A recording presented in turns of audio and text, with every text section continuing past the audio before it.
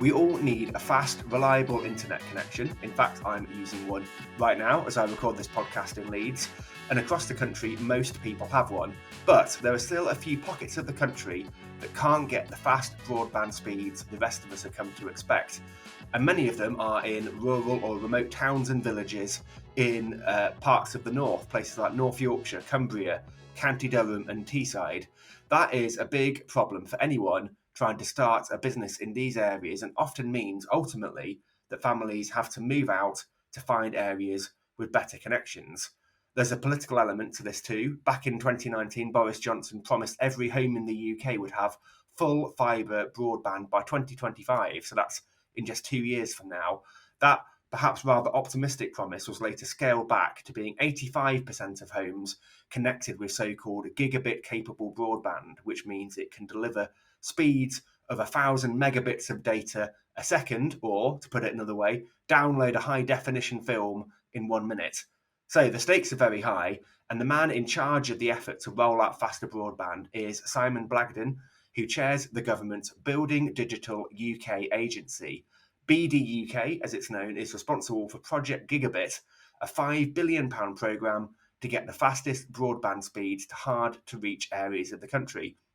So it's great we can get Simon on the podcast, particularly as there's a huge conference going on in Manchester today called Connected North, devoted to this very subject. So, Simon Blagden, welcome.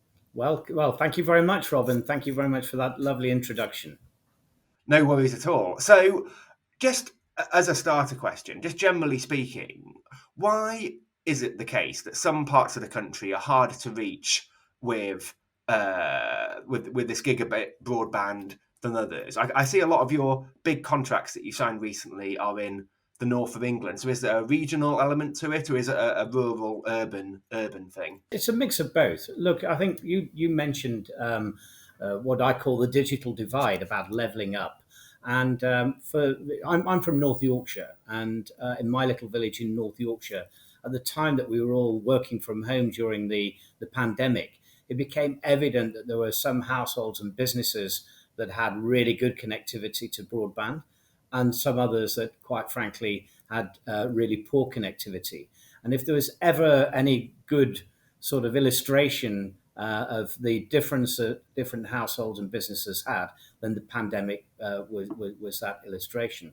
So it's about levelling up. It's about bringing the country as a whole to much higher, greater capability of speed on gigabit.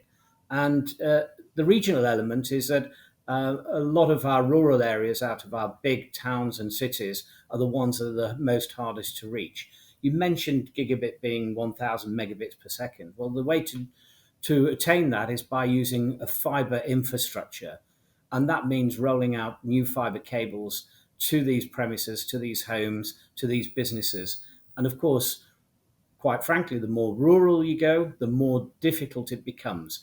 The longer the distances to lay the cable, and the more challenging the geography and terrain. So it is both about creating a digital levelling up, and also at the same time about focusing on those regional areas that are very hard to reach. And you mentioned the North. The North in particular has some of the most challenging geography when it comes to that. It's interesting that I didn't realise that you yourself lived in a North Yorkshire village, so you've experienced some of the difficulties that people in more rural locations might know about. I mean, presumably you can get the fastest internet speeds yourself where you are in your village in Yorkshire. No, not up until recently, not. So again, if I go back 2 years, the school in our village didn't have a fast broadband connection, but 5 miles away in the next village, they did. And it's that kind of, and when you look at homes where during the pandemic, families were all trying to work off one broadband connection, often the parents having to do their work from home, the school children having to do lessons remotely. And then, of course, socially, you mentioned downloading films, but also communicating with friends and family. You suddenly realize just the disparity there was with some of these areas. Now, My village, along with a number of other rural communities, has now been connected, and the program's going on. And we have quite a progressive program. You mentioned our targets by 2025.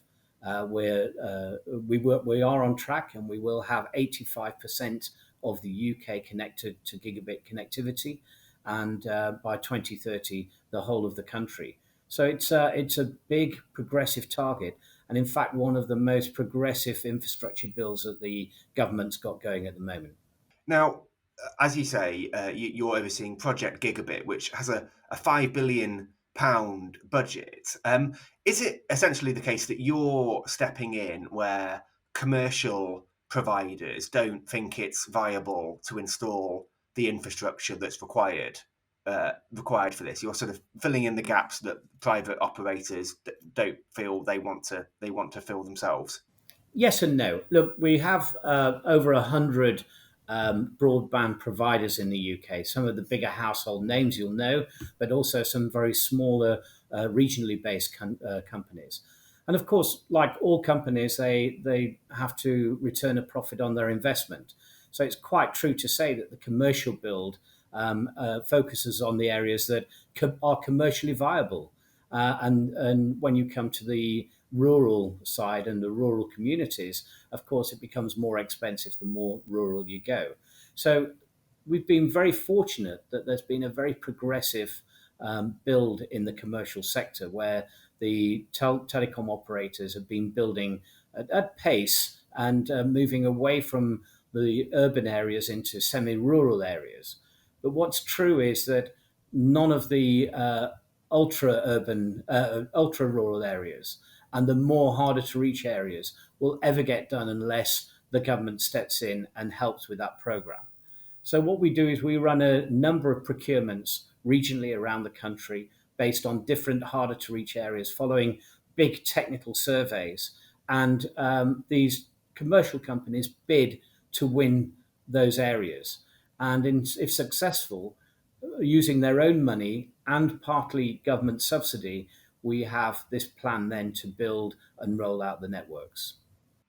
So, as you say, BD UK has signed a few big contracts in the north in recent months in some of our rural areas. I see there's a deal for 4,000 properties in rural Teesdale in County Durham, 3,700 in the north of Northumberland, right up near the Scottish border, and the biggest one by far, 60,000 homes in rural Cumbria. I mean, it sounds like it's a lot of homes to connect. Can you just explain to our listeners sort of what work that actually entails for these really big jobs, and are all these contracts going ahead as planned? When will people start sort of seeing the benefits from these contracts? Yeah, certainly. I mean, first, I think it would be a good idea just to set some parameters of where we've got to. I mean, as of today, for instance, 75% of premises in the UK can benefit from a gigabit connection. That's 3 in every 4 households. So things are going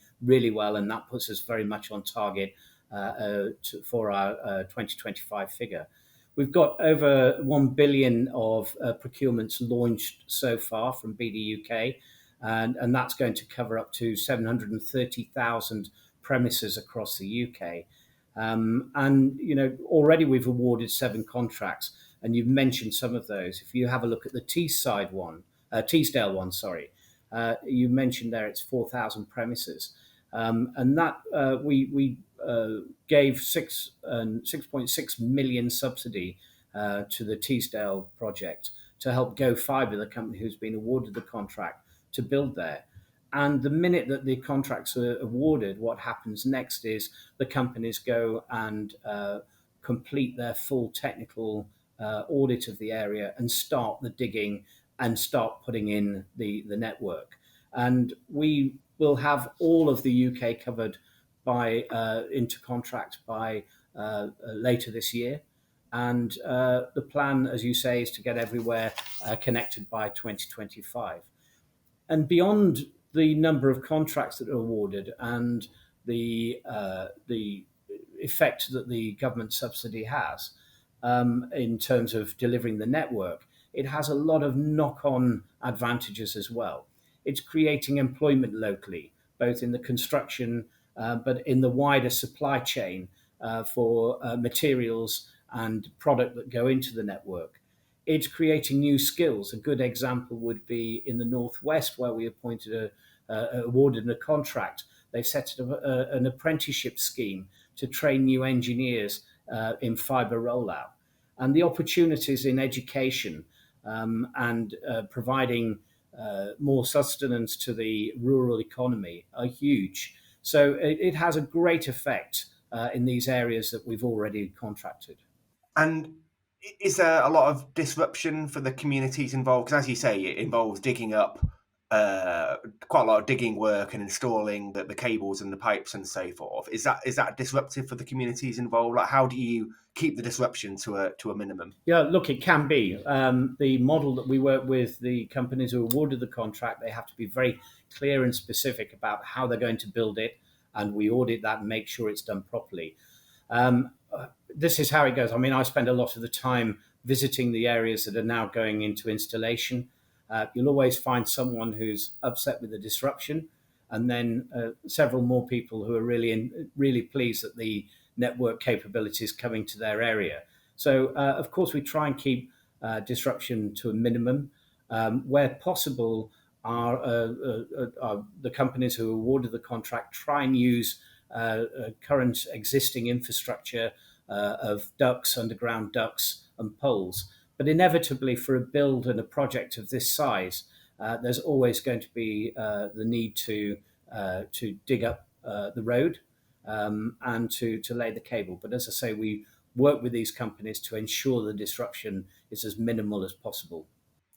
And you mentioned the 85% target by 2025. So you're confident, are you, that you can get the last 10, 12, 13% of the country that you need to get connected in the remaining 2 years? There's still quite a lot of properties to cover, isn't it, in that time? So a lot of properties to cover, and also by the very nature, it's probably the harder ones to do. Because how build goes is these commercial companies that win the contracts are extending beyond their current commercial rollout into the areas surrounding them. And the harder to reach ones aren't necessarily the last ones to receive connectivity, but certainly it becomes harder as we go along. But where we sit at the moment, with the support we've got from the industry, from the way that the team in BD UK, we have an excellent team here of commercial people, engineers, specialists. The way they're working, I can sit here today and say I have a really confident view that by 2025 we're going to hit that 85% target. And are there any areas of the country that you think you won't be able to reach with Project Gigabit? Is 100% gigabit coverage a realistic possibility? Given there are some people who live really in the middle of nowhere, aren't they? Like not really close to any sort of even small conurbation. So are you confident by 2030 you can get gigabit capability out to even to those people? Yes, I mean, look, predominantly we want to use a fibre connectivity, a backbone to give that gigabit. But in some of the very ultra rural areas, there's new technologies coming along, including the use of satellite, for instance, where on those specific properties, we can make an intervention by using a different technology. So the aim is to do, the whole of the country by 2030, and we believe that we can achieve that. Can I just add one last thing? What's been really key to the success of the Gigabit project so far has been the hard work and enthusiasm of the commercial companies, the telcos. And they don't often get publicly thanked, but I'd just like to thank them for all the hard work they do in ensuring that the UK is going to be leveled up from a digital point of view and fully connected. Simon Blagden, thank you very much for speaking to me today. Thank you.